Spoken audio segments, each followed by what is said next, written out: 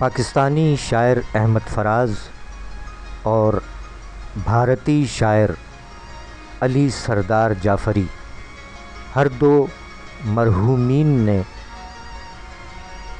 ہندوستان اور پاکستان کے درمیان ایٹمی جنگ حرام قرار دی، اور اسی سلسلے میں پاکستانی شاعر احمد فراز نے ایک نظم کہی محبت کا ہاتھ کے عنوان سے، جس کے آخری دو مصرے آپ کی خدمت میں پیش کیے جا رہے ہیں، اور ساتھ ہی بھارتی شاعر علی سردار جعفری مرحوم نے پاکستانی شاعر احمد فراز کی نظم کے جواب میں اپنی نظم کہی، وہ بھی آپ کی سماعتوں کی نظر۔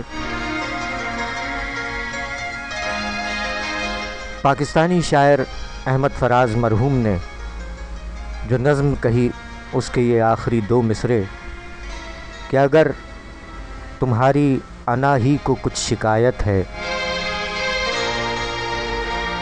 اگر تمہاری انا ہی کو کچھ شکایت ہے، چلو میں ہاتھ بڑھاتا ہوں دوستی کے لیے۔ اس پر بھارتی شاعر علی سردار جعفری مرحوم نے جواب دیا کہ جو ہاتھ تم نے بڑھایا ہے دوستی کے لیے، جو ہاتھ تم نے بڑھایا ہے دوستی کے لیے، میرے لیے ہے وہ ایک یار غم گسار کا ہاتھ۔ یہ ہاتھ شاخ گلے گلشن تمنا ہے، مہک رہا ہے میرے ہاتھ میں بہار کا ہاتھ۔ خدا کرے کہ سلامت رہیں یہ ہاتھ اپنے، عطا ہوئے ہیں جو زلفیں سنوارنے کے لیے۔ زمین سے نقش مٹانے کو ظلمت و نخوت کا، فلک سے چاند ستارے اتارنے کے لیے۔ زمین پاک ہمارے جگر کا ٹکڑا ہے، ہمیں عزیز ہے دلی و لکھنؤ کی طرح، اور تمہارے لہجے میں میری نوا کا لہجہ ہے۔ تمہارا دل ہے حسین میری آرزو کی طرح، کریں یہ عہد کہ اوزار جنگ ہیں جتنے، انہیں مٹانا ہے اور خاک میں ملانا ہے۔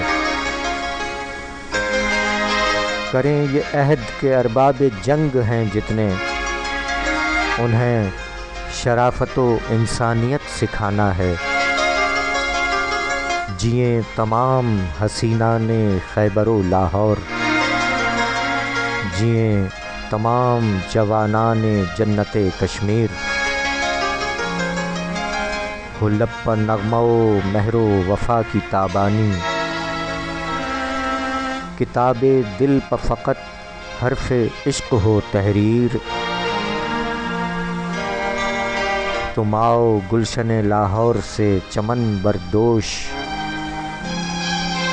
ہم آئیں صبح بنارس کی روشنی لے کر، ہمالیہ کی ہواؤں کی تازگی لے کر، اور اس کے بعد یہ پوچھیں کہ کون دشمن ہے۔